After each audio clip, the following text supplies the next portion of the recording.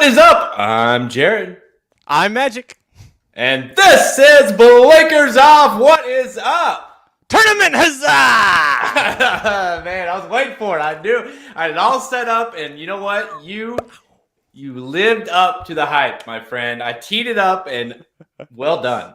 I love it. I have no idea I'm sorry if that blew out anybody's speakers. I never yell, so if that suddenly blew out your speakers or something, I apologize. Send the bill to the racing dudes. We'll take care of that for you. Well, we just alerted everybody if everybody just tuning in, like, nope, it's not Halterman. It is Magic. Magic has joined us. Aaron Halterman is out in Vegas on some sort of wrestling excursion. So I know, right? So I got the next best thing here. Magic. How you doing, man? It's a big step down, next best thing. But hey, I'm happy to be here. And it's so nice that a race that I didn't want to talk about once, and I get to talk about for the third time this week. I've got my Kleenex handy, so if you know my heart breaking over Epicenter losing the Preakness, I'm prepared for it this show. But no, it's gonna be fun. We've got a combination blinkers off, lots of races to cover, and then the tournament challenge as well that's been going on. Let's just not talk about how I'm doing. That you're doing well. Let's talk about you. You're doing great in this tournament. Yeah, I'm sitting here in sixth place, so just need 3 races left to Anita. So yeah, if you guys are if you're our blinkers off people and you're listening to this, what's happening is we do a tournament challenge. We mentioned this on a lot of our shows. At the end, we do a Racing Dudes tournament challenge where we basically, if you are a premium subscriber, you can play in these tournaments and play against myself and play against Magic and Halterman and Somich and Miranda, everyone, all the team. And then of course, if you're a subscriber, you can play with us. And we do this bi-weekly. It's on horsetourneys.com. You get cash prizes. You get $150 cash credit or site credit to Horse Tourneys as a winner. So it's just a fun way to kind of, dip your toes in the tournament play. We've had a lot of people that have started playing tournaments based off of this. And yeah, I mean, right now, top 3 is in the money and I'm in 6th. I've had a few big horses. One big one that won. I've had a few place horses that have gotten me going here, but 3 races left. So we're going to be kind of coming back and forth intermediately these last 3 races at Santa Anita as we do blinkers off. So you get the regular blinkers off. You're also going to get the tournament challenge updates as well. So yeah, let's see. Let me scroll down. Hang on. Scroll. Oh, there you are. Magic. What happened? 27th place. 27th of 29. First of all, before we get on that, I'm tied for 24th with 3 other people is where I'm at there. But I want to say a couple things. I noticed we still have 3 races left. And this is the first time, Jared, that we've been this deep in and everyone has money. There's always been like one poor soul that has like maybe $1 or nothing at this point. And it's usually Dr. Tang, and he was smart enough to have 2 entries, and the second entry is the one that's doing really well. But yeah, you know what, Jared? I really thought after the way the last couple of times went, it was going to be really chalky, so I kind of bet accordingly. And yeah, this was not the day to try and bet chalk because as you'll see up here, yeah, you're sitting there 6th, and Dr. Tang second entry, 3rd, Mike here. You and Mike are separated by 20 cents here between 6th and 7th, and all it is one good win in a good place, and that puts you there. And so you're seeing that with a lot of the way the horses, the way things have gone. Mark has been at the top of the leaderboard, the only one with 3 winners so far. So Mark's got that going for him. Yeah, it's not a good day for me, but you know what? It's a good day for everybody overall in the community, and that makes me happy, Jared. I'm okay with that. What's the deal with down here? Are these the free picks or something on the side? Is everyone just using our look at this. Look at Halterman. You started off that way, but look at these right here. Look at Aaron and Brett. These have to be the picks on the site, right? Did Halterman just play the free picks on the site? Yes, that's usually what he does. I was like, they're identical. I didn't do that. Yeah, if you scroll down a little bit farther, you'll see me. I have a lot of identical. I didn't pick. No, I just handicapped it that way. So I handicapped the same as Aaron, and that's probably why Aaron's down. Listen, Aaron is having an amazing time all week with his wife. Much needed vacation for him. He's not focusing on tournament horses, right? He doesn't care about that. He cares about wrestling right now. Yeah, he does not give 2 shits about this tournament happening right now. Yeah, so you look here, Mark's sitting here. Okay, so we have 6 minutes. Let's see, what do we got? Yeah, 6 minutes to post for race 7 at Santa Anita. And as you can see, Mark, the leader, has the 1, who's sitting there at 26-1. So yeah, Shoddy, yeah, if the 1 wins, like say, first place can be goodbye, and maybe second place because Somich, our boy Somich, has the one as well. So if the one does win here, even a second place race effort separates Mark even further. Let's see what kind of the fives. A lot of fives on there, but the 5 is your 6-5 favorite, so that won't do much damage. I've got the 4 at 5-1. So really, anyone but the 5 here, it certainly shakes things up. And obviously, if the 1 wins, we're in trouble. I'm in trouble. Luckily for me, not only do I have the 5 sitting in 27th, and the 5 is the favorite, but I'm blocked by about half the field ahead of me here too. So not a lot of movement there. Aaron, hey, wait, why reporting live from Vegas? That doesn't make sense because there's literally a live show happening right now. He's there, right? Like it's literally on television live right now that he's in the audience for. I don't know why he's doing this. That's devotion, folks. That's just the shit that that he is.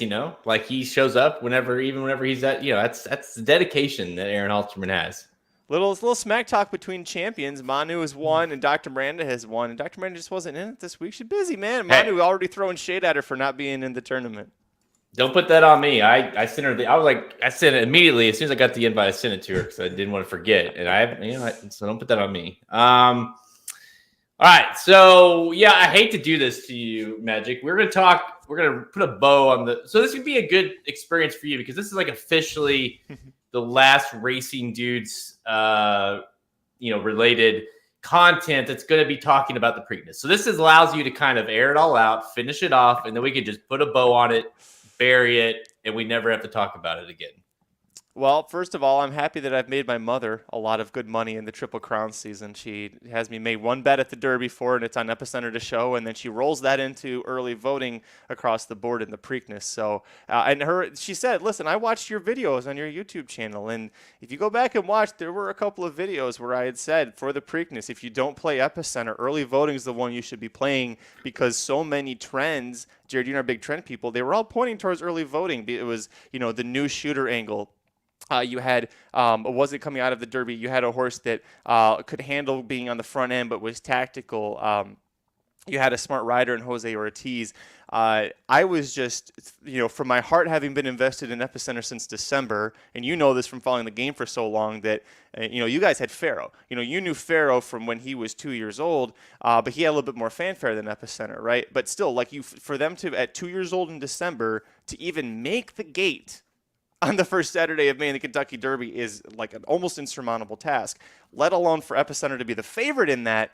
And then, for him to lose in the way that he did. And then the Preakness, it's like all signs point to this is like, not that he is Curlin in terms of greatness, but the way that Curlin had been campaigned and brought up and how he lost the Derby, we're going right back to the Preakness and he's going to get revenge. And for a jockey that I love so much to just, not have given the ride that I would have and a lot of us wanted to have, I think that's what's heartbreaking about it, Jared. Like, if he gets the great ride and he sets up with early voting and they throw down in the stretch and early voting is still the better horse and wins, I mean, I'm mad that I lost money, but we saw an awesome horse race. Epicenter didn't get a chance to show if he was good enough to be early voting. And so, we're going to have to wait until I think the Travers probably for that matchup, which is a little unfortunate, but looking back on it, yeah, the signs all pointed early voting as the winner because I said it in a lot of videos, but I just was so invested in Epicenter and really just thought that all signs pointed to him just winning the Preakness, kind of the way early voting did.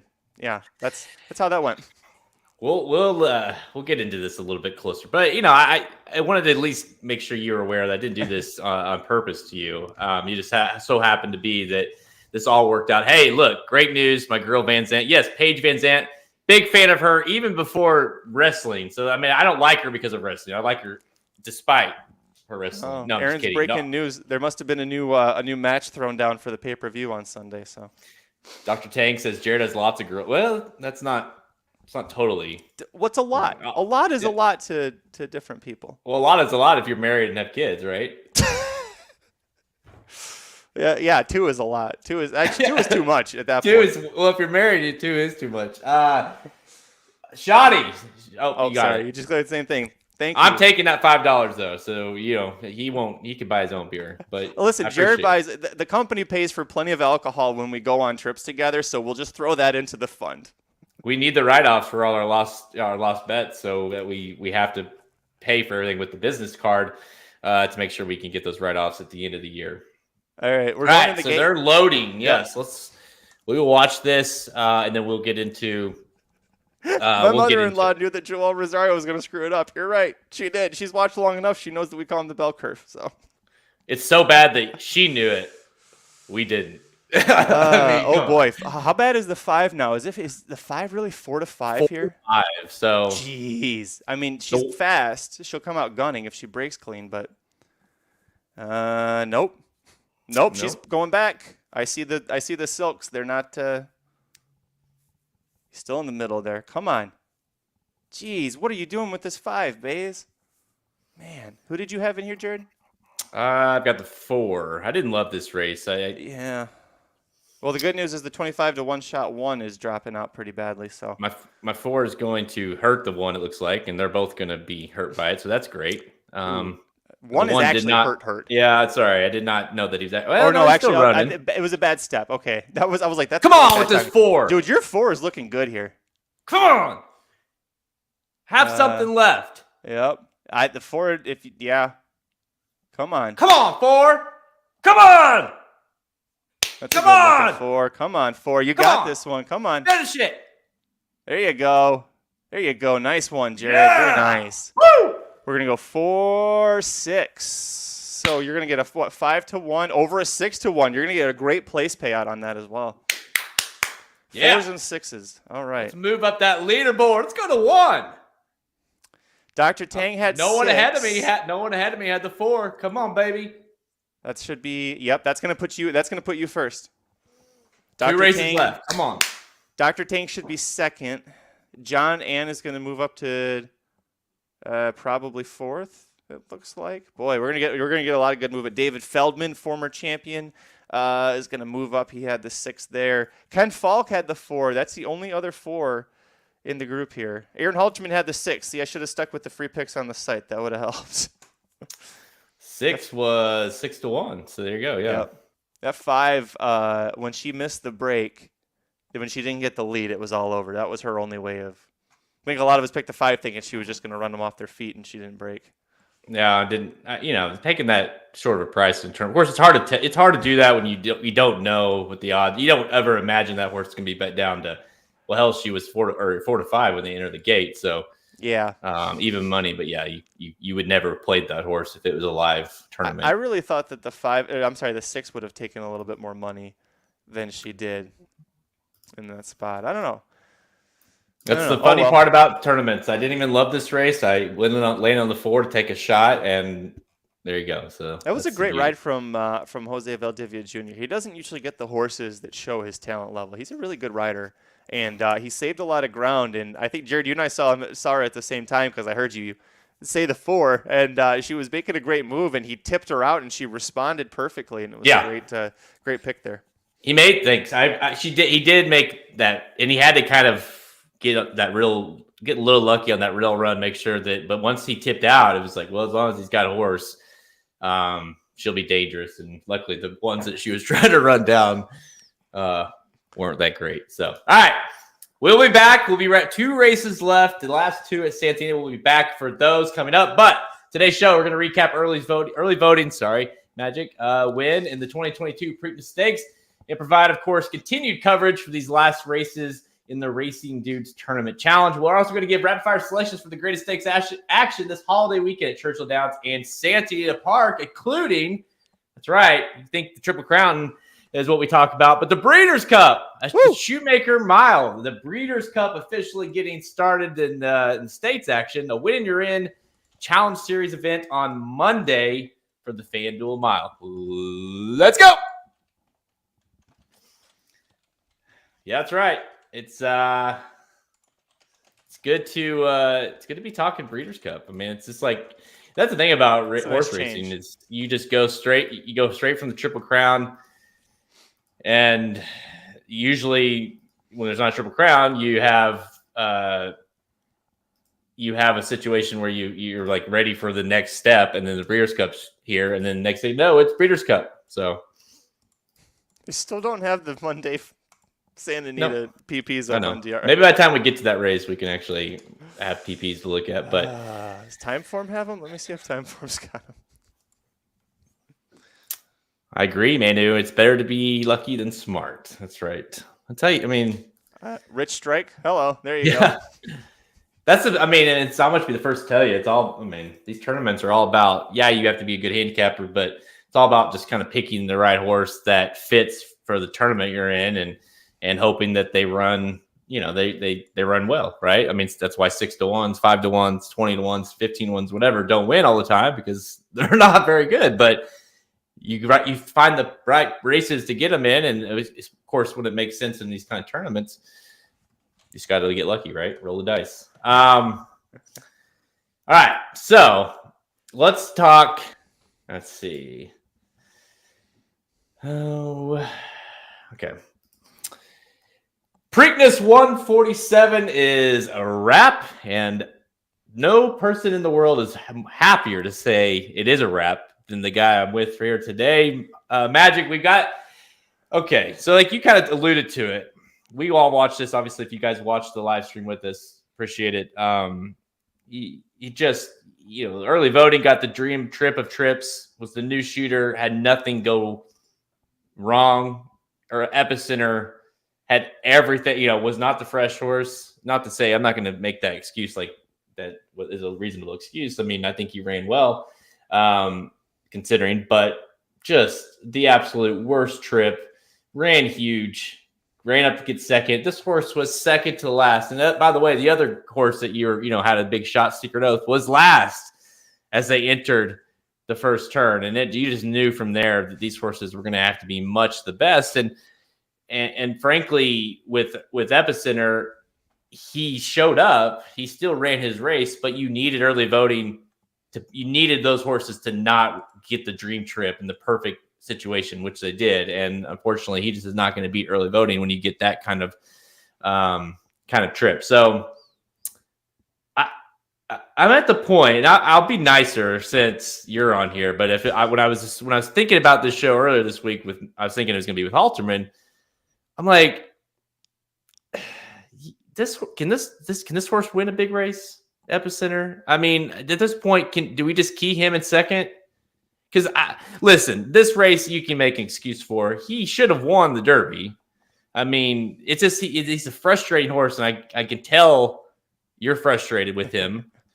So, at what point do you how do you have any confidence betting him to win? Now, granted, these and let's be clear. Now that all of a sudden the grade 2 thing might be coming into play. Is he a grade 1 horse? I hate to say, I don't necessarily think that, but is he? Yeah, I think he's going to win one of these. I think he's going to win one of these 3-year-old races. Here's the thing. I think that with the Preakness, despite the bad trip, if he's good enough, if he's really like an elite horse, if he's an essential quality, for example, he runs early voting down, I think. Because early voting, you brought it up in the preview for the Preakness when you're talking about him, that, at a mile and an eighth, he got a little leg weary more than once. And he looked leg weary at a mile and 3/16 here. And they're talking about Travers for him next. And to me, if I'm Chad Brown and I have 2 horses, Zandon in early voting, and I'm looking Haskell at a mile and an eighth, Travers at a mile and a quarter, like if I have to split them up here, Zandon's going a mile and a quarter because I saw him do that in the Kentucky Derby and he almost beat Epicenter and he was really damn good at it.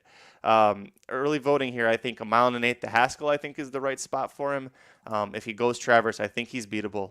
I just don't think that, right now he's at that level. If they keep him racing at age 4, he's by gun runner, he's out of a Tiz now mare. All the signs say this could be an elite handicapper at age 4. He's just not at that point yet for me. But based off of that, Epicenter to me right now, I think, Haskell, Travers, I think he can definitely win one of those races, but things are going to have to fall in line for him. And going back to my point about essential quality or Hot Rod Charlie or, Mandaloon, Medina Spirit, he's not one of those 3-year-olds that I think can go to the Breeders' Cup and be a contender in the Classic. You look at who he's going to have to face from the older crowd. I think Epicenter needs to take a massive step forward. Just show us that you can get that grade 1 win, and then maybe also consider you in the Classic. To be clear, I do think he is a grade 1 horse, but it's a fair question. I don't think he is yet, and here's why. He's he might be the most consistent horse of any horse running right now. He runs his race every time. We've even proved even more so in the Preakness that he's so far out of it, and he still has to run up the rail. And I mean, he makes his run. He just needs things to go perfectly for him in order to win.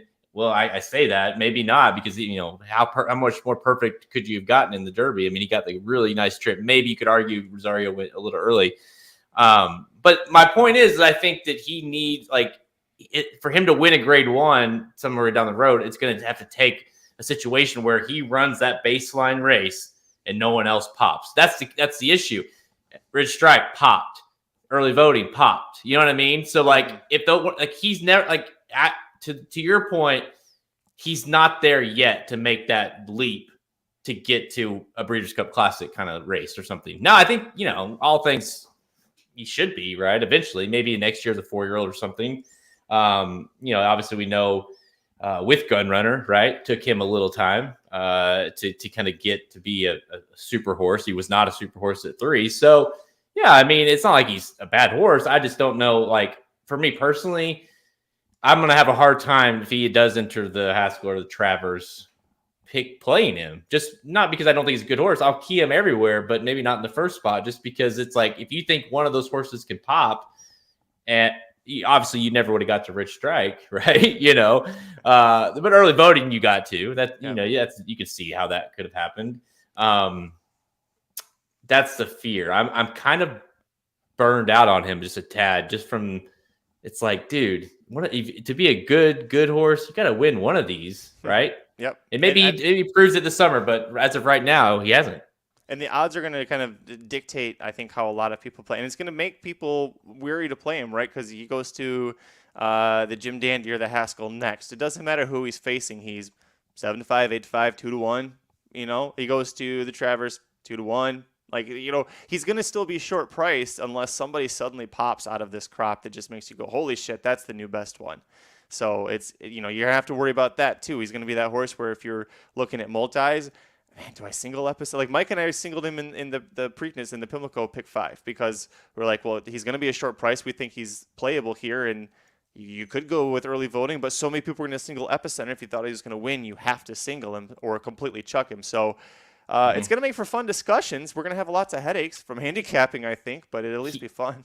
He certainly has the makings, right, of being a horse that gives you headaches. Because if he does figure it out, or not even say figure it out, if he just gets to that next level, then yeah, I mean, because he's a very good horse and he's very professional. He showed that he's what you want from a horse, in terms of he handles himself. You look at the track, you're like, holy shit, that horse he looks unbelievable. He showed that in a 20 horse field, drawing inside, he still managed to get the good trip and make his run. Preakness didn't go well, was way back, still made his run. So it's he's what you want. It's just you need to see another gear from him in order to get him over the. I don't want to sound like I'm talking shit on him because I think he's an awesome horse, but it's just a point where you get burned enough by him where you're just really, can I really pick you again? Because you almost feel like how he'll show up, and I guess that's the thing. If he does draw some sort of weak field in the Haskell, if that's where they go, or the Travers will be even more difficult, then you can maybe take a case, or maybe say if it's a lone lead type situation or something, then maybe he goes out there. But if you're sitting there at I'm trying to think of a horse. Okay, what about Zandon? If Zandon and him match up in the Travers, who would you pick? And mind you, our boy's on Zandon, not on Epicenter. What's funny about that real quick is John Lee's asked me, because we're both the Epicenter fanboys since December.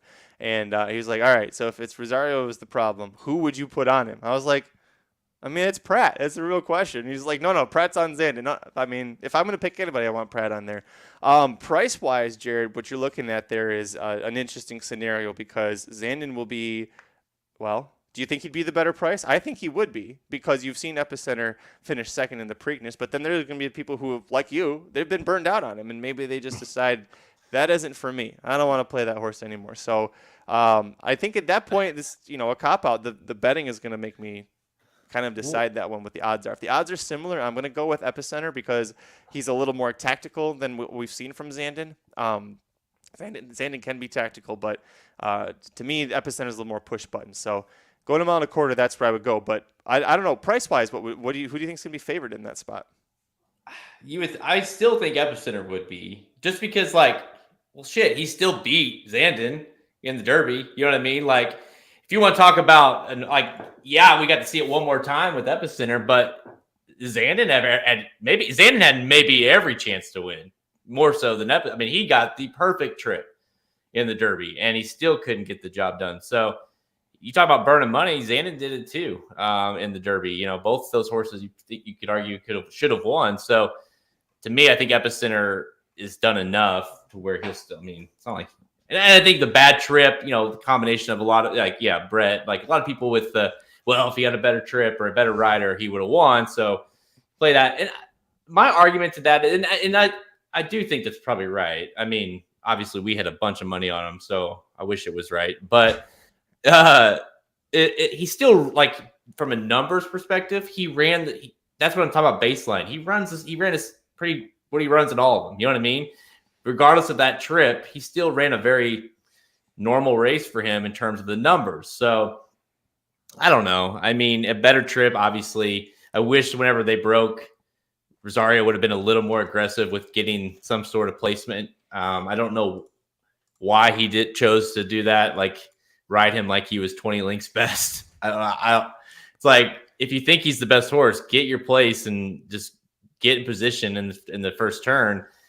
I don't know what he was thinking. And to be fair, there was a little bit of race riding maybe with his brother Irad on Jose, as far as making sure, the 7 got out there and kind of pinched him off a little bit. But, regardless of that, it's dude, if you want to get your position, Rosario, you got to find your position and get in it.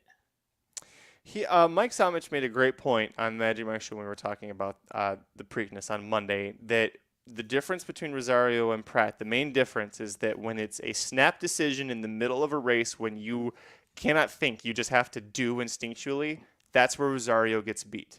When Rosario has to adjust on the fly because the horse didn't break alertly and Skippy Longstocking is suddenly on your outside when you didn't think that, and the horses are jostling, Rosario froze and thought about it, and because of that, the horse ended up getting jostled back, whereas a rider like a Pratt, and there's other jockeys who could do this too, but Pratt would sense what happened and push him to get him into that position to secure it. Dennis, I think it's a little crazy to suggest Florent Geroux. He is not everybody's favorite jockey in the world anymore, but Geroux did that with Gunrunner, right? That was something that he could get Gunrunner out, even if Gunrunner was maybe a half a step off. Geroux got him out and got him in position and knew what to do. Gaffleone, I think, is a really great suggestion as well. Tyler Gaffleone is riding his absolute ass off, and I love him. He's like number 3. It's like Pratt, Rosario, and when I'm mad at Rosario, I go to Gaffleone. I like T-Gaff. He's like my third favorite guy, I think, maybe. I like him better than Flo. I'll put it. I like Flo too, but as far as I love when a T-Gaff's on a horse of mine. So, because and I think I like T-Gaff on both, right? On dirt and turf. That's the other thing. He's a great rider of both, and so is Pratt, obviously as well. All right, Epicenter we talked enough about. Clearly, early voting. I want to just real quick pivot to that. Do you think is he cloud computing 2.0? And what I mean by that is this a horse that you like moving forward, or is this more of a situation Chad, campaigned him absolutely perfectly, decided to skip the Derby, run here, be fresh. It worked. That worked for cloud computing. We know how that worked out for cloud computing after. He was awful. I saw him in person at Saratoga, and he was so bad. So was Always Dreaming. So what do you think? Do you take him seriously, or is this a case of perfect trip, perfect situation? I think that the comparisons can end with these two horses now, because if you look at the breeding, first of all, you can argue Chad Brown learned from cloud computing, maybe after you go main special weight, Wither Stakes, Wood Memorial, Preakness, you go bam, bam, bam, bam. Don't go right into the Jim Dandy and then right to the Traverse. Maybe pick one. Maybe pick one, maybe spot him, maybe take it easy. But also, back to the breeding with early voting. Gunrunner and Tiznow both, until they were 5, were fantastic, right? Tiznow, the only horse to win the Breeders' Cup Classic twice, did age 4 and age 5. Cloud Computing sire was McLean's Music, who is notorious for having the highest buyer ever for a debut effort, and the horse never ran again because he was made of glass and duct tape. So McLean's Music horses, they're usually pretty fast. They don't usually last very long. So Cloud Computing, you saw that. I forgot, Jared, that he actually raced twice at age 4. I thought the Traverse was it. I thought they were like, all right, never mind, pull him. No, they tried the Westchester. He was 4th, and then he was 7th in an optional claiming event at Aqueduct, and they went, okay, maybe we should have just stopped at age 3. He was last of 7 trying to go a mile on the dirt at Aqueduct. That's bad. That's when you know it's time to it's time to stop when you can't do that. But yeah, I don't think he's cloud computing, to be clear. And honestly, I think he learned. He alluded to that after the fact. Chad did that he thought he would like to have a target better than being on the lead, and I think he obviously learned that that's very much a case here where he got a target with early voting. And then, was able to run well late. So he's very an interesting one, I think, and one that I'm still on the kind of, he needs to prove it again. But he certainly, I think he'll be there with a lot of these horses in terms of, the big summer races, the Haskell, Travers, those kind of races. Creative Minister, I was just about to talk about him, Shoddy. Creative Minister was rolling up, interested to see him in the Belmont. So Creative Minister, the really new shooter, trying stakes for this first time, kind of the last minute addition, so to speak, for McPeak. Yeah, got up there for 3rd. He beat Secret Oath, and Simplification really didn't run, pretty much. But Creative Minister was the best of the rest. He was not close to Epicenter early voting, but I thought it was a good effort. I thought he fit in a little bit. He fits in with the rest of these kind of lower level of these big, running these prep races or the Triple Crown races. But I will say this is, he's pointing towards the Belmont. And let's not forget, he's now a horse that's going to run. And now he didn't run the Derby, but he ran on Derby Day. He's going to be a horse that's running in 5 races in 3 weeks, or 3 races in 5 weeks. Yeah, same thing, right? It's going to change eventually, right? Anyways, it's going to be 5 races in 3 months. If that's where you were thinking that, because he debuted in March and hasn't missed a start since then. So, Creative Minister, sounds like Belmont. Not a shock that they're choosing to do that, but I think he's another kind of underneath play. Yeah, for the Belmont, my concern with him a little bit moving long term is what you just talked about is just how often he's being run so much so soon. And it's Kenny McPeak. He's when he's got a horse, he's kind of like D. Wayne, where he'll just keep them if they're sound at the time, he'll keep them going. But we saw Swiss Skydiver. She was off and on at age 4. She won the Beholder Mile, but she struggled a little bit at times. So Creative Minister is fun. I think Belmont. Depending on who shows up, I'm afraid he might be unplayable as a price, because I think you got 10-1 here on him. And people are going to say, hey, look, he got 2nd or 3rd to a couple really great horses, and he beat the Kentucky Oaks horse. But if you compare him to who he's facing here versus the Belmont, who the probables are from that video you did, to me, Jared, I just don't know. I think that, play him cautiously to win, because I think his price will be a little too short. Yeah, no, he's not. Whoever someone said it, Zandon is not going to run in the Belmont, so he's out. So you're probably going to wait to see him this summer as well. So yeah, I mean, right now you basically, if you go, I did a video and just mute it if you don't like the music, right? That's fine. This video for the Belmont contenders, and it's like everyone loves it, and then it's like, this isn't a rap video. Like, turn it down. I was like, dude, you might be 100 years old. But anyways, Howling Time's been added, so there's that. Kuchar, Golden Glider, the Skippy Longstocking, Barber Road. These are all possibles or probables. Barber Road, Creative Minister, Nest is possible.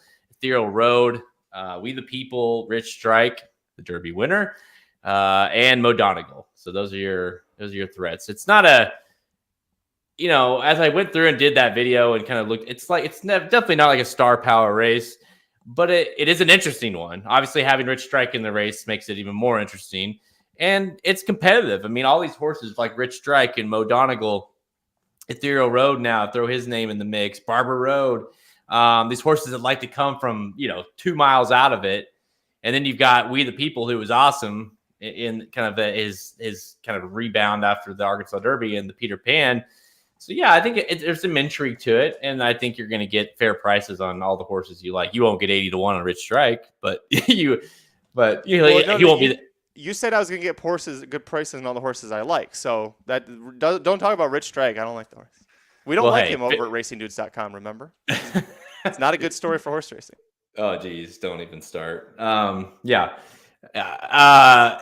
be fair, anything is possible because you got 13 to 1 on Fenwick in the Preakness. So there's no telling what you might get on these horses in the Belmont. That was truly the craziest of crazy.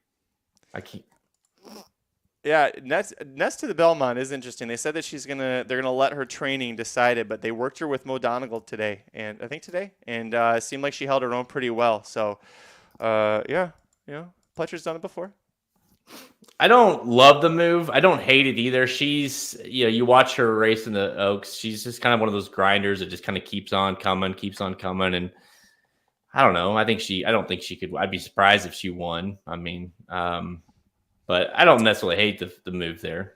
No, I mean, you could get grade 1 placing against the boys. I mean, Secret Oath did that in the Arkansas Derby, right? Yes, Truth Exposed. Yes. Rich Strike, Mo Donegal, Nest, and Barber Road are all in the race. Hey, you know what, Shoddy? If you didn't watch the video, I kind of gave you I didn't give you a nice, but I did give I was like, hey, I think I said something like, what this horse lacks in ability, he makes up for in heart. And I was like, that's kind of a little bit of a backhand a little bit, but at the same time, like, he does have a ton of heart. Go watch the Derby. Him and Mo Donegal were flying late down the outside, and Mo Donegal outfinished him. But for a horse that has not been close to winning a race this year, he kind of shows up in all of them. With this, I'm going to say I respectfully disagree. 2 big ownership groups, Mo Donegal Racing, and then Eclipse Thoroughbreds owns Nest. Aaron Wellman of Eclipse Thoroughbreds will let his horse be used for someone else's good for nobody. He does not let that happen. So if Nest goes to the Belmont, it's not because they're using it for Mo Donegal. Aaron Wellman wouldn't do that. Yeah. Hey, we've got a special guest here, and we've got a couple minutes to post. You want to bring him in and talk about it? Yeah. Nick Sievers. Nick, welcome to the show. Yeah, I just kind of threw you in there, buddy. Nick, if you've been watching the Racing Dudes YouTube in the live chats for a while, Nick's been part of it and part of the team. So happy to have you on the live show for the first time, buddy. Thanks. You guys wanted the 26th place in the tournament. It's good. Get the people at the bottom. Dr. Tang's not there anymore, so you got to get somebody else, apparently. Listen, I went for a chalky day, and this is kind of what happens. We've got 2 minutes to post here. Jared, kick things off here. Race 8 at Santa Anita. The tournament leader has the number 2 horse at 9-2. How you feeling? Well, hey, I'm sitting there at 9-2 currently. 5 have been floating around between 9-2. 5. I feel like if I win, I'm really regretting. I took shots in the last 3 races at Santa Anita here. I'm like, I wish I would have got a little more chalkier. Now that I have the lead. But listen, I think I'm more than happy to play against the 5 here. I like the 2 here quite a bit at this price. If I can win this, I think I might secure myself because I don't think Brett, he's like almost $20 below me as the 2. So I would separate myself well if I could get this one home. Yeah, the top 5 right now, you're separated by 950, but we've got a 2, an 8, 2 3s, and a 7. And Nick, you went with the 8. Talk to us a little bit about what you think about the 8 horse here. Hot Rod Ride, 5-2. Well, you're playing maiden California breds, so it's really shot in the dark. Like, that you can know whatever you want. Cal-breds. Sorry, even better. It closed last race against the 3, right, or the 5. So it actually made up ground, which made sense to me. Like, well, it ran a mile last time. It's going to run a mile again.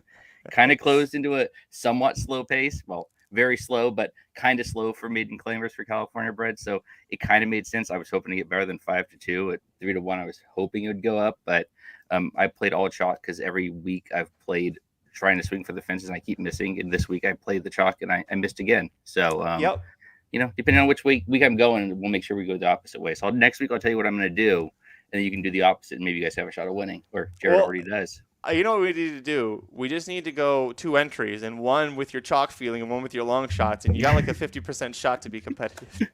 Well, that's when all the 92s will come in. Yeah.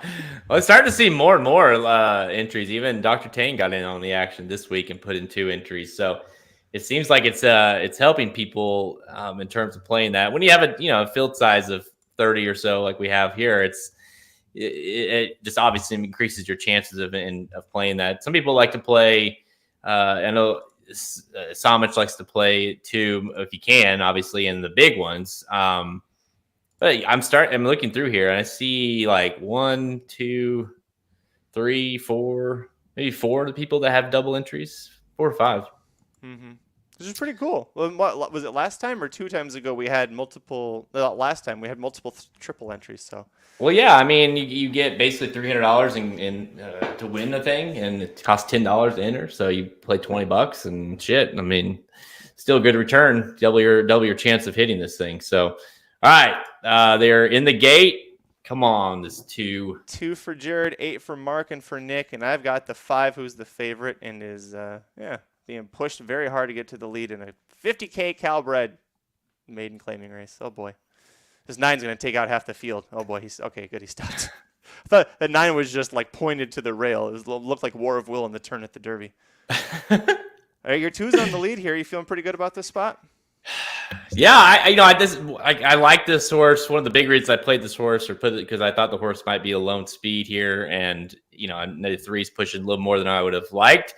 But the horse, gate to wire, I was hoping for something like that. So let's. Now Tyler Bays pushes the horse. Not last race when he had a speed horse turf sprinting. No, we're not going to push her there. We're going to push a horse going 2 turns on the dirt. This is what you call overcompensating. Well, it is an 0 for 12 maiden, but she has been second 7 times. The 3 actually probably would have been a pretty. Joe's got it in 3rd, and I see Ken and John have the 3 as well. Not a bad pick if you don't care about. Come on, 2. Come on, 2 separate. Oh shit, who's this on the outside? 9. It looks like the 9's moving. 60 to 1 though. Come on, you can't let it 60 to 1. All right. The 5's slipping, so you don't have to worry about the favorite. Dude, he's just sitting chilly on the 2. Now I have something left. Yeah. You got a 10-pound bug boy. Here's the problem. Here's what's going on. Well, the problem is you got a shitty field behind you, so all you gotta do is just finish this race. Oh, watch this rail horse. Oh, come on, close him off. Oh no. Oh, yeah. Well, the 3's going to win, and I think your 2 is coming down, Jared. Fight back. And look, my 8's closing again, but into 4th again. Fight back, 2. Actually, Nick, if you can get this 8 up for 3rd, nope. Oh, Jared, I don't know that's going to go very well for you. Oh, come on. That horse just got scared. Don't put that on my horse. The jockey was 75% over the rail for multiple steps. Don't put that on my horse. and got beat for 4th. And look at the right? 2. The 2 just gallops out. Nice. Great. Well, we're definitely gonna have an inquiry here. I should have had Frank on for that. That would have been fun. That will be a frustrating one. Nick, you watch California racing as much as anybody. If you're betting on the California Stewards, how are you going to bet that one?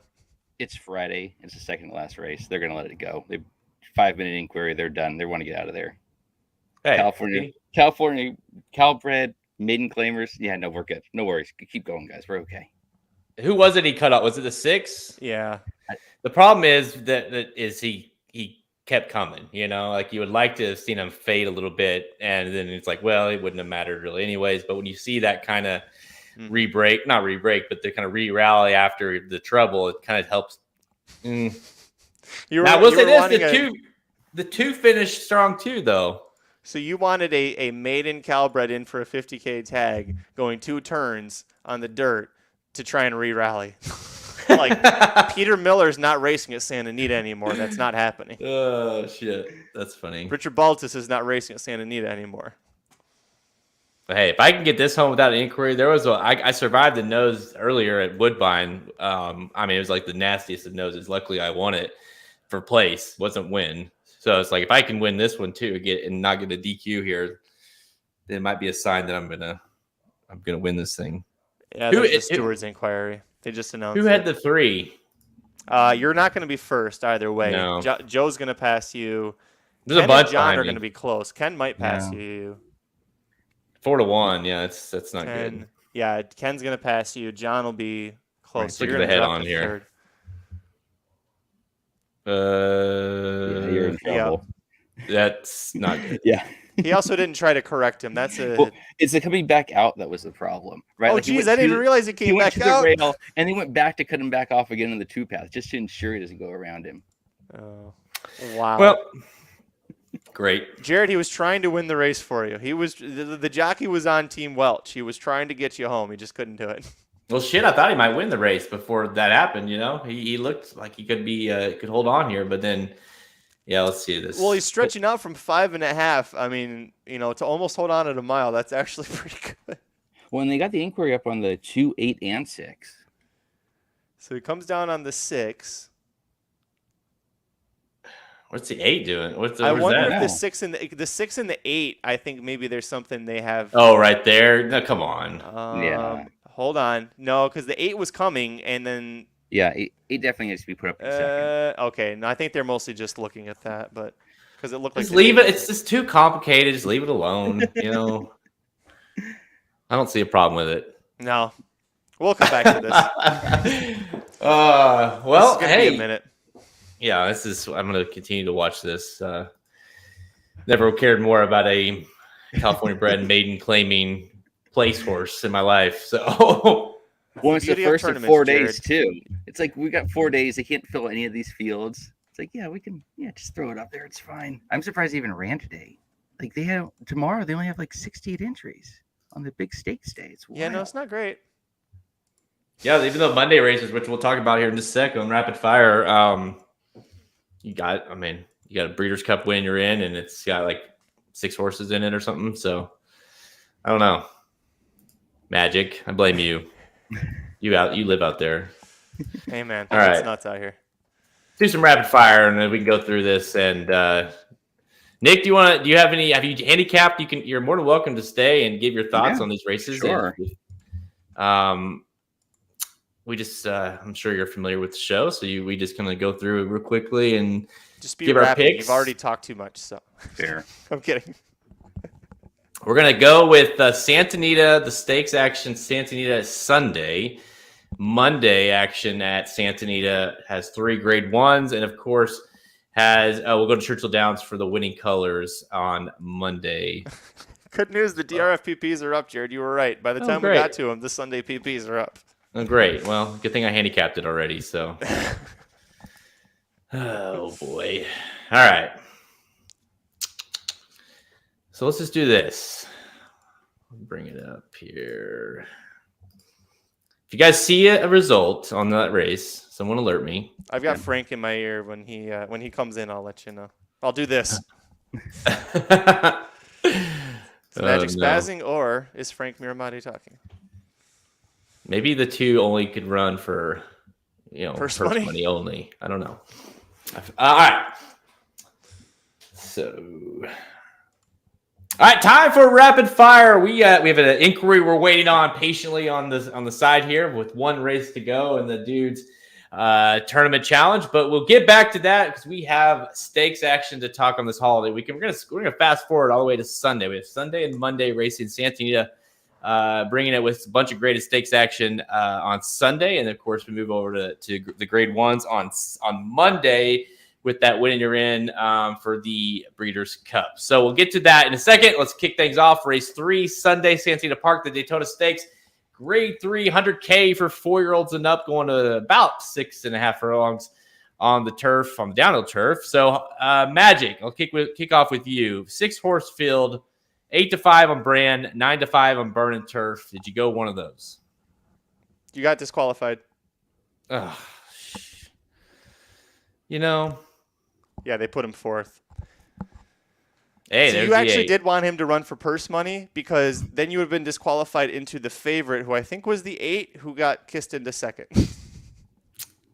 What's a bummer? Sorry. We'll come back to that in a second. Anyways, Okay. listen, it's going to be rapid fire. It's going to be quick. This is a really chalky weekend. I'm sorry. You're not going to get too many prices from me here.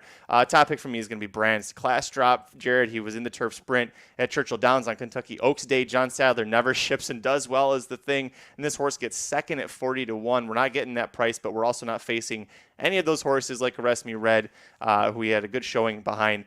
This horse did well going 6.5 flat in the Siren Lure. Hasn't won going down the hill, but this horse really loves firm turf as well. And as hot as it's been in California, Nick, you know this at least. I know you're in NorCal, but down here in SoCal, it's been really dry. We're in a drought. So he's getting the leading rider at the meet now, Juan Hernandez. To me, all signs point to Brand winning this pretty easily.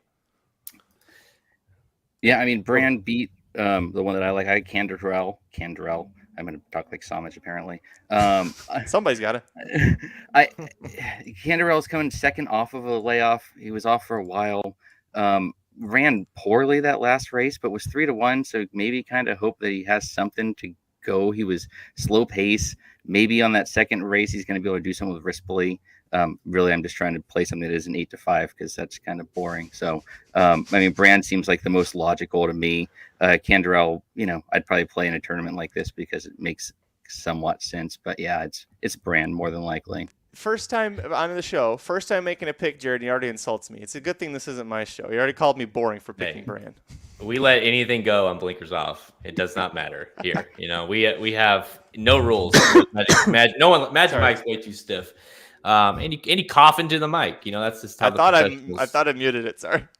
Yeah. I went with number 1, Burning Turf. This horse, it's like kind of has reawakened since getting back on, getting to, I should say, the downhill turf. This horse has looked awesome the last 2 starts, going for 4 wins in a row, I should say.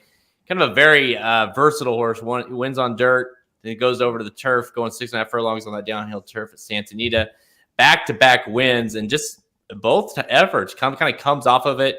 Drayden Van Dyke has ridden this horse a few times in the past. Last two, I should say, the second and third back. Velasquez rode this horse last time out, but I mean, this horse continues to get better on this downhill turf, and I like this horse has enough speed early on to kind of be in a catbird position, not on the lead, but very close. It's versatile enough, and then kind of has that kick late to get home. So I like the 1 Burning Turf, but yeah, I'm with kind of Halterman. This is seems like an Halterman. I'm so used to just like going through it, be like, I'm with Halterman here. I'm with Magic. That it does. You've only seem done like it 557 times with Aaron, so that is true. It is sadly true. I think it's a chalky weekend, so I'm not going to go stray too far from that at all. All right, let's go to the next race. Race 4 on Sunday, the Triple Bend Stakes Grade 2, 200K, 4-year-olds and up, going 7 furlongs, field of 6 here, and a heavy favorite on the 4 Brickyard Ride, a 4-5 favorite. Are you chalking out again here, Magic?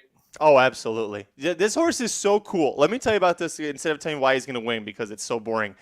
He has 7 stakes wins in his life at Santa Anita. There are 7 horses in the history of Santa Anita who have won more stakes than him at the track. Beholder actually is number 1 with 13. But this could be number 8 for him, and it will also make him the first horse in history to ever win 5 stakes in a single meet at Santa Anita. This horse is awesome. He is lightning fast at 1 turn on the dirt. There's nobody in this field that can push him. If nobody pushes him early, you can't stop him. Elector is not fast enough to push him. If he tries to go with him, he's going to die halfway through the turn. Okay. Nick?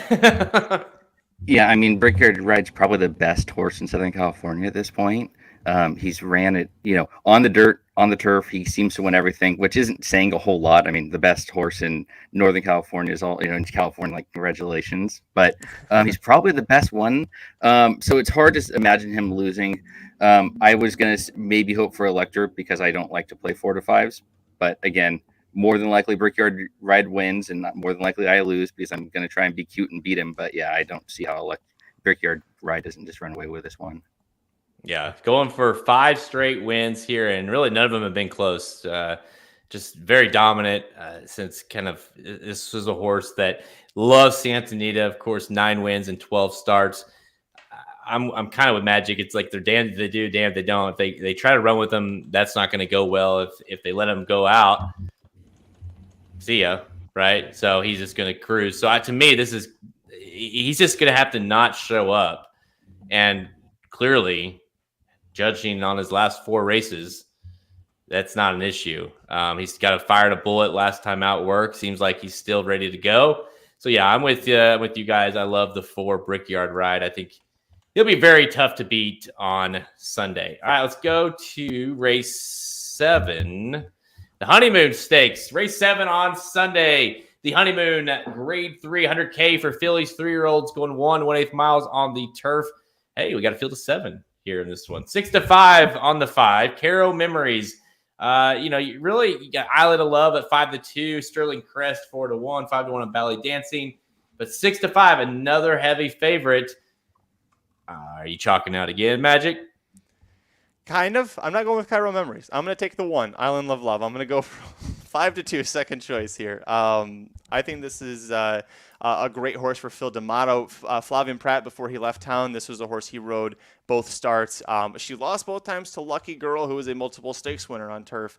But this horse was really strong overseas, undefeated, came over here with a lot of potential. And that effort in the Senorita Stakes last time out told me that at 1 1/8, she hasn't tried it before, but at 1 1/8 should be very well within her wheelhouse. The breeding to me says that she should be able to handle this no problem as well. So yeah, for me, sure, it's a little chalky, but that's not the 6 to 5 favorite, who I think, because she has that 1 1/8 win, is going to get very heavily bet and will definitely be like not quite Brickyard ride price, but pretty damn close. What do you think, Nick? Yeah, I'm debating here. I like Sterling Crest mainly because it's come out of 2 straight, going a mile and 1/8, running second, but lost to Island of Love and Caro Memories and barely beat Golden Dragon Queen. So it's like these have all been running against each other. Moving out of Baltus is not probably a good thing at this point. You probably want to keep the Baltus juice running. So probably not the best of choices to choose there. So Ballet Dancing was somewhat interesting, mainly because I think she's going to go higher than 5 to 1. Just winning a maiden last out after 200 days off. So maybe slips below, goes up 7, 8 to 1 and may have a chance of running there. The speed figures don't actually fit. So you're asking for a big step forward, but a Megalodoro second out as a 3-year-old, let's go with maybe a chance. So, but yeah, Caro Memory seems to make a lot of sense because it's Santa Anita and Chalk is always going to win, apparently. I'll be interested to know how the 2 gets bet, like you said, because this is a horse that looks the part. Like, it's a big purchase price. Simon Callahan, you got Tabor Smith. I mean, you've got these connections, and I mean, look, like, debut runs well, gets beat, finishes 3rd as coming on. Now bounces back after you say that long break and looks really good. But improves buyer big time, and all things you'd say she should improve off of that again. The fact that Simon is opted to run from that maiden special weight to a graded stakes tells you what they kind of think of the horse, or at least what the expectations are of the horse. And so to me, if you can get that 5 to 1 or anywhere near that 5 to 1, I think that is the value of the race, no doubt about it, because we just don't know what she is. Whereas a few of these in here, you kind of feel like, we know what they are. And now, then the key with the 2 is she will have to improve. And I'm banking on that improvement because of what we've seen from her in the past and kind of the expectations of running her here. So you're hoping for the improvement. I think you're getting the price. If you can get that price, I love her. Number 2, Ballet Dancing. Not a bad pick there. She's just one that I was a little worried about stepping up to this level, but that one I'll definitely be keeping an eye on because I think she's got a big future ahead of her. She also, to me, a lot of her family did better on dirt than turf. If she ends up not winning this race, watch for her to make a switch to the dirt at some point this summer, especially Del Mar. All right, let's go to Monday, the holiday on Monday. Race 4, Santa Anita Hollywood Gold Cup. Grade 1, 400K for 3-year-olds and up, going 1.25 miles, field of 5.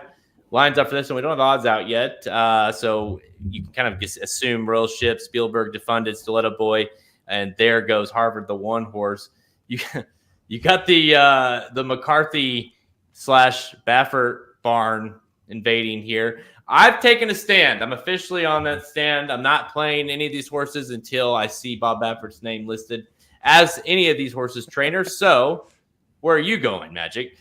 I am going with the horse that I was all over to win this last year when I was standing on the rail with Geist and his wife and daughters, and it was fantastic. And then Royal Ship somehow got caught by Country Grammar, and I'll never forget, we're standing on the rail, and we see Royal Ship make that beautiful move around Country Grammar, who looks done.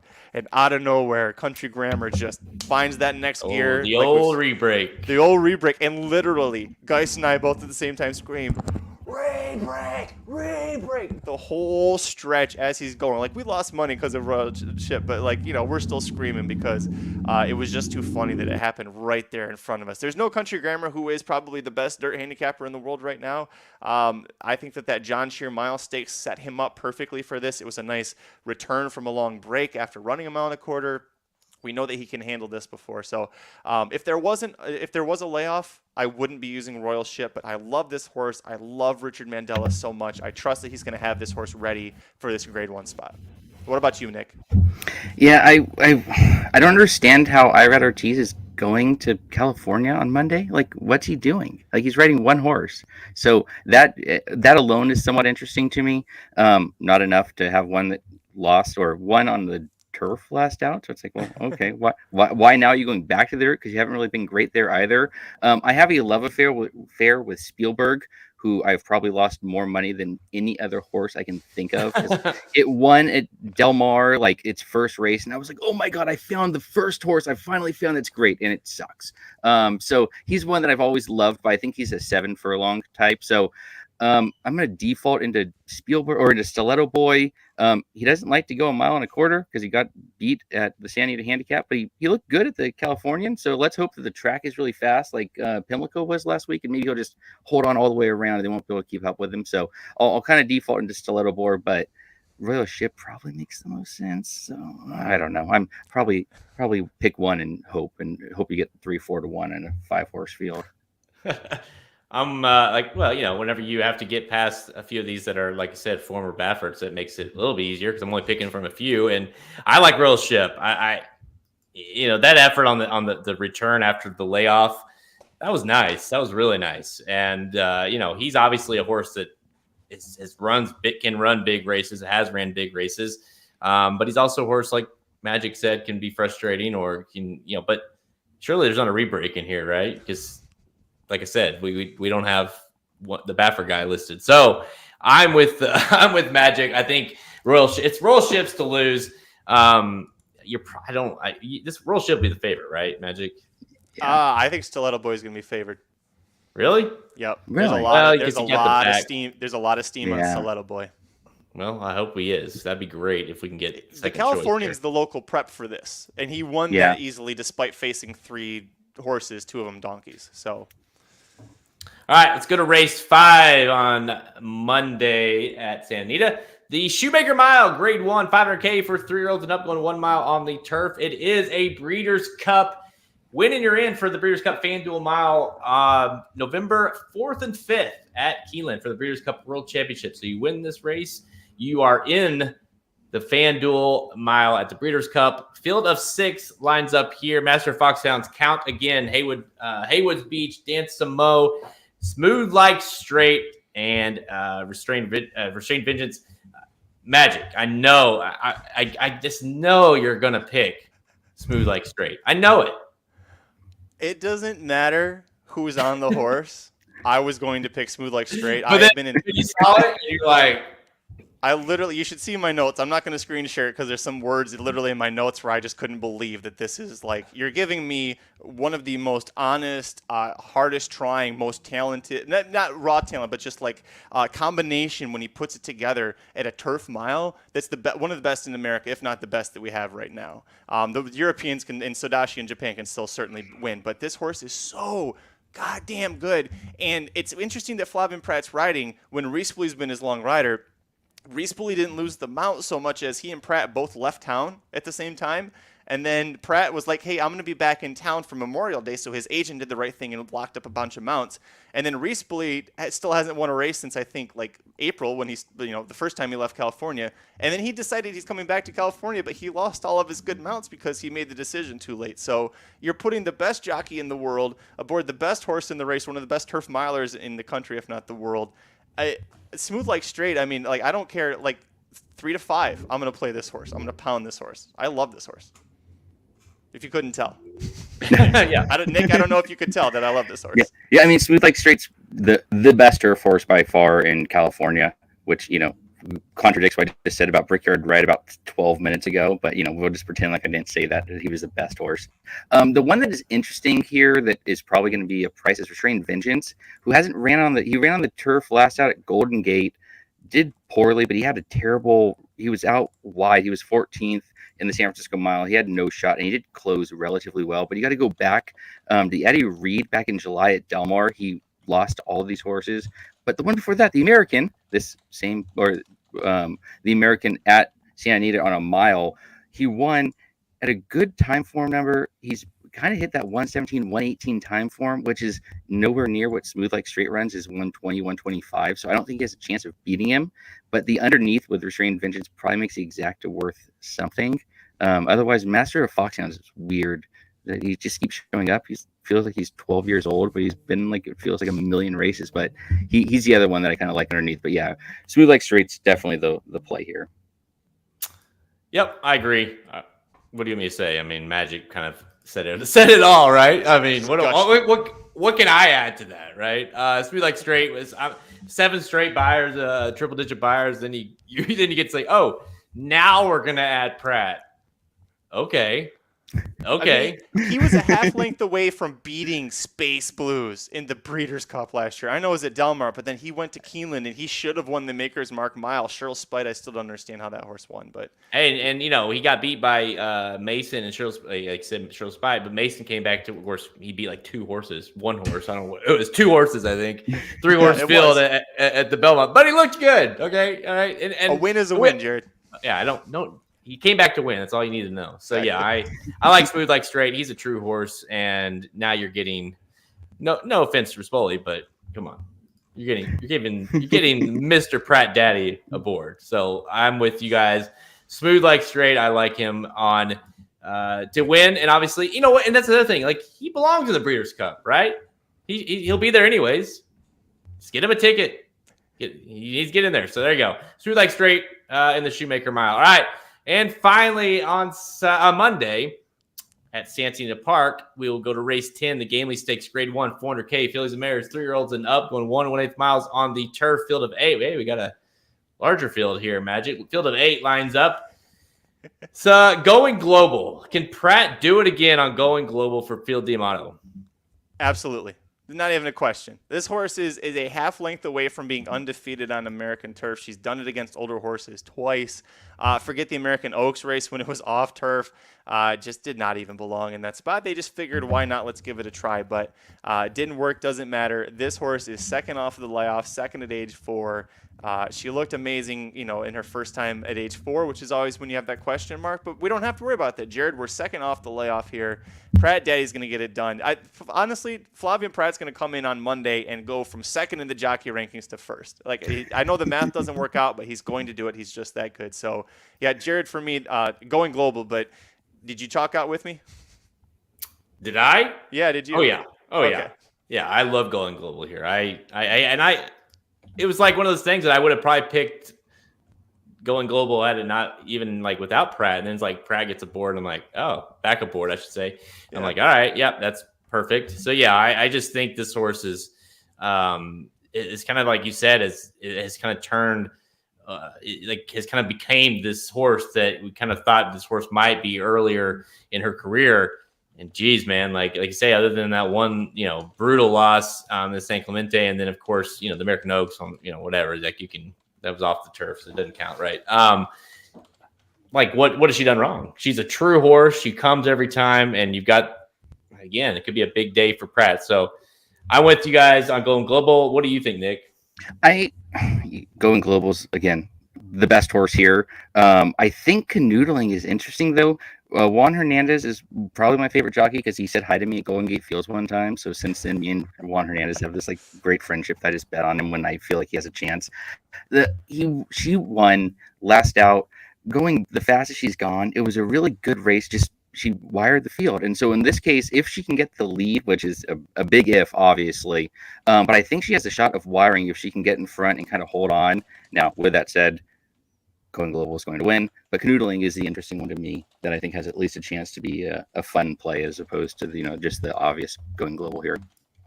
I mean, plus you got the cool name in Canoodling, right? I mean, that's my favorite is whenever you have anyways, all right. So let's flip over. We will get back to this in a second, but let's talk Magic. I know you got to go. Do you want to talk winning colors, or do you want to watch this race and then we'll talk? Me and Nick can do winning colors. Sconsin's my pick. I'm going all chalk again. I'm sure she's going to be a short price. So, yeah, I do have to take off. I've got to go get my son from daycare. But good luck to you, Jared. I know you've got the 6 you're trying to get back up on top here in the tournament. So, good luck to you. Well, and actually, no, you're blocked by Mark and John. I'm so screwed. If the 6 wins, you're going to be in the money. You could be at least third place. But I've got the 2, which is bad news for second place, Ken Falk. Buddy, you're in the chat. I'm so sorry. I've been bad all day, and you've got the 2 with me. Nick, thanks for joining and for helping me out, and you are finishing better than me. Courtney Clark, you're stuck behind me forever, so I'm so sorry. I will not be last, at least, so I can at least leave with my head high. So thanks again, everybody. Magic Mike Show did Lone Star. I see people asking about Sexton Mile. We did Lone Star, and we've got the preview for that up on the site, so check out the YouTube channel. See ya. Tell Bye, Colson everybody. I'm not used to just leaving in the middle of a show like this. See you guys. Finally, we got rid of him. That's God. All right, Nick, are you ready to bring this home? Oh yeah, I've been paying all attention to Churchill since the Derby. It's all I've been watching. So I pulled it up. I figured out that it was on Monday as opposed to Sunday when I was capping the stakes race on Sunday. Turns out I was looking at the wrong one. So we'll go through this one quickly. All right, so let's watch this race. 2 minutes to post here. Favorite is on the 2. Yeah, I'm screwed. I see John and Ken on the chat here, but Mark and John are both ahead of me with the 6. And so even if the 6 wins, the best I got here is third. And that's a killer. That damn 2 getting DQ'd. I would have at least had enough points to stay right there with, in the top 2, and then the 6 wins, obviously I could win the thing. But yeah, that last race hurt. But it looks like from the winner standpoint, this is between a 4, 2, and 6, I think. Unless Yeah. I think that'd be 7. it, right? Yeah. No, the 7 Ice Queen. 7 would. Somich. Yeah, but Somich 7 Ice is Queen. 17-1. Yeah, of course. It would be so Somich to him to win this with the 7. So, all right. Well, the 7, I guess we'll throw it in. But 2, 4, 6, and 7 have a shot here. What's the 8 at? 5-2. No. 2. Okay. Yeah. So no. Yeah, they're all under single digit except for the 7 at 17-1, and of course that's the one that Mike was like, yeah, that one makes sense. Well, that's he hit one earlier today. That was a big price, so wouldn't be shocking. Tang, you're blocked as well. Yeah, the best you can do is second. Tang, you've got the 4, which is at 9-2. So yeah, I mean, yeah, that was rough for you. It's rough. Yeah, I mean, I'm not like it was the right call. Yeah. If it was a bad call, then you're like whatever. Yeah. But yeah, especially the 6 wins here, the 2 getting DQ basically cost me the win, right? Yep. So it absolutely did. But let's see where our boy Magic. Oh, look at that, 1560. You're not in last, so and you secured not last because you got the same horse as Courtney. Sorry, Courtney, I didn't mean to bash you. But what happened, Dr. Tang? Your real entry is third to last, so I'd like to know what happened there. Apparently, you need to play 2 every time. And Halterman, you're not doing so well, Halterman, sitting there in 23rd. Let's see, where are you at? I'm right behind Ultraman, so we gotta need the 4 to beat the 2. Get some money. Okay. I'll jump Aaron. Make me feel better about myself. So what I go for now is trying to beat like one random person at a time. Like, all right, I got 22nd this time. Usually what I do in this is I'm awful, and then here's two things happen. One, I'm just awful and I finish like mid pack, or two, I hit one in the very end that puts me all the way to like 5th, and it really did nothing but piss me off. It makes it worse. It's like, no, I just put my alternate. Yeah, they're off. Two's out. Yeah, they're off. Let's see. Yeah.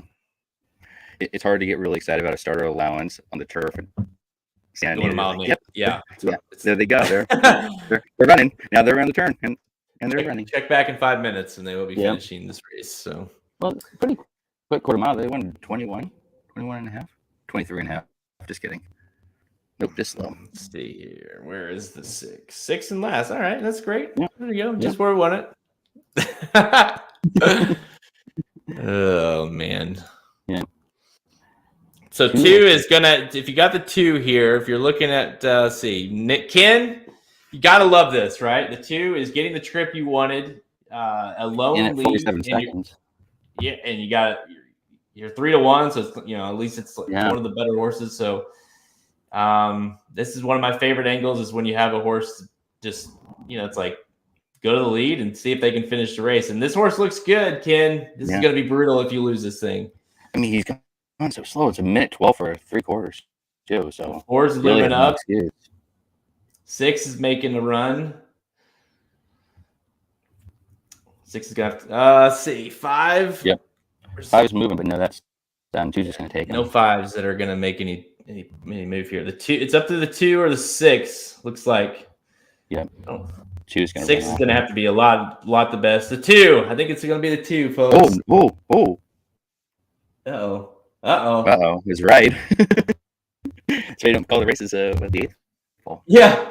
Look at this. You would think the after 2, watching enough races, look at the 6. Look at the 6. Oh no, you're behind. Oh. Son of a bitch.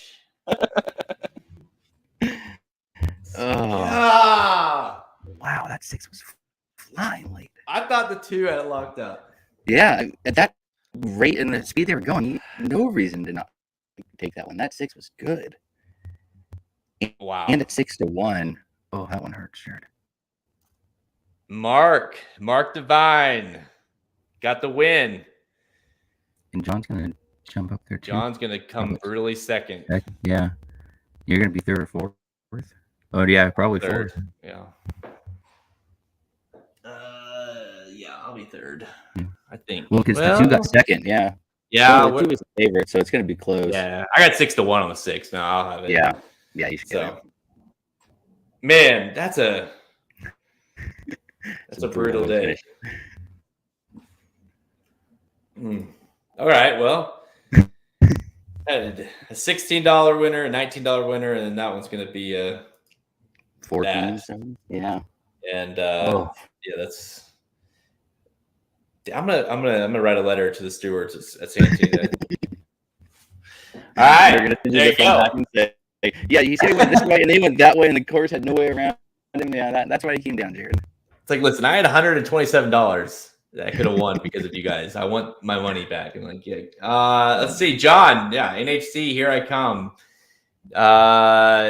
Let's see anybody else have the 6 down here? You had some 6s. Amber, There you go, Amber. Shoddy, you got a few. You got bumped up big time. That's gonna pad the bankroll a little bit. Brett, looks like Brett's probably gonna end up in 4th. Amber, that might have done enough for you to get close to 5th or 6th. So yeah, sorry, Ken. That's bad. I'm bitching about my loss, like my DQ. He deserved to be DQ'd in the last race. That one is just when you have the lead the whole way, and this race caller here pretty much called you the winner. I think that's disgusting. Yeah, that when you're saying it's a mid 12 for 3/4, he's got nowhere to go. He can't lose. In the 8th pole, he's got no chance. Well, the biggest thing is not just you look at him and then you scan back, and at that point the 6 was doing nothing.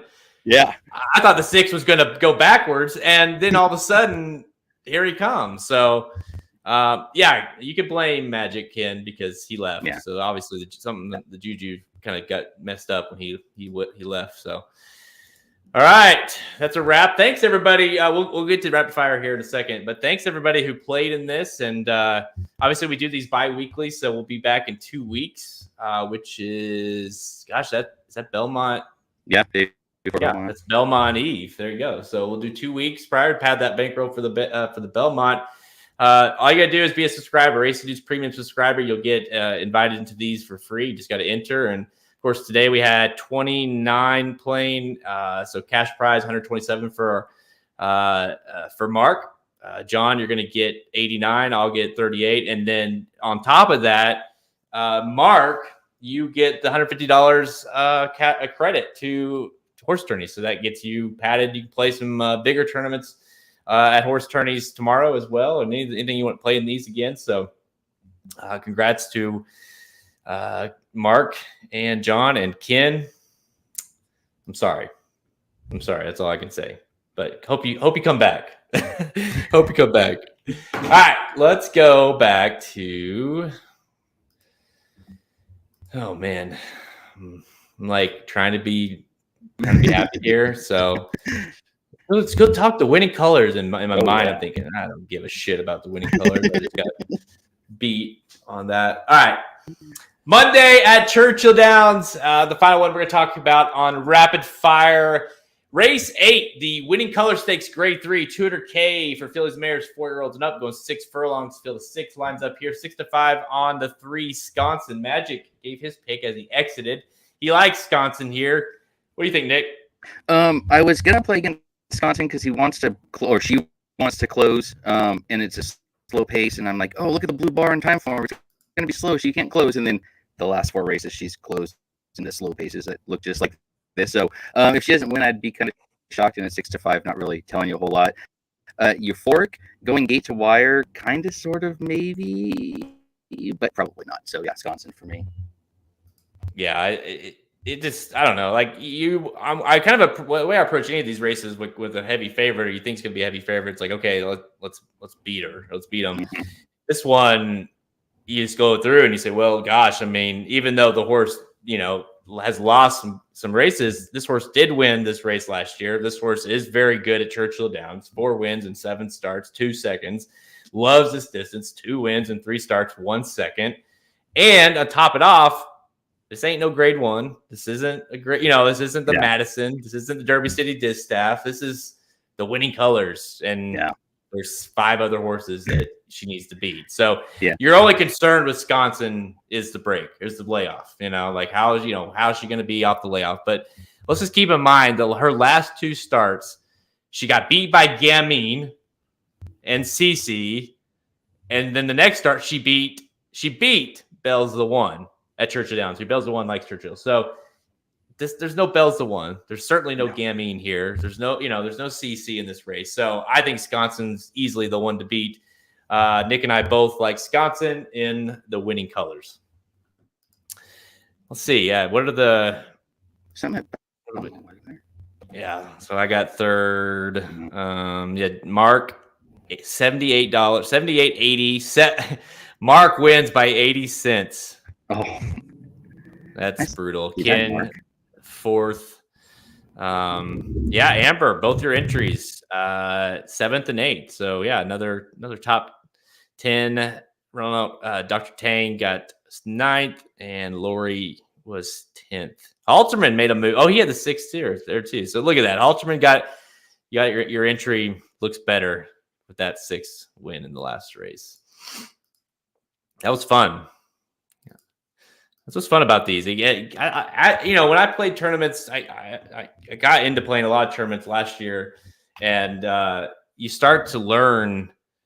1, you become way better at picking long shots, and 2, you learn so much about pace and these circuits. Like you start to learn more about Santa Anita, and I'm not talking like Santa Anita like Saturday, but the California bred maiden claiming, you know what I mean? You start to learn more about those and play those, and because you have to, and I think it makes you a better handicapper, even though there's it's obviously a different strategy that goes into playing tournaments versus just straight up picking winners and handicapping at the track, Yeah.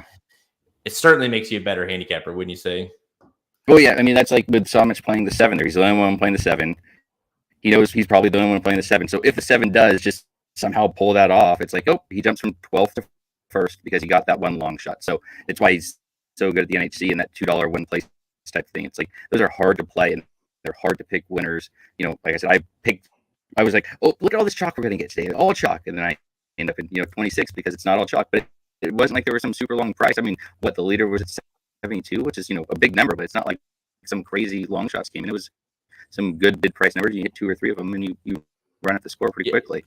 Yeah, there really wasn't any like massive prices. They were like 6 to 12 to 1, that range. You know, which when you're betting those $2 and you get the win and the place, and that's always the part that I forget. Is like the place, it pays like $8 when you get a 4 to 1, or it pays $10. It's like that racks up numbers quick. It's like winning on a 8 to 5 with a winner. You get the 4 to 1 on the place money. That money adds up quickly.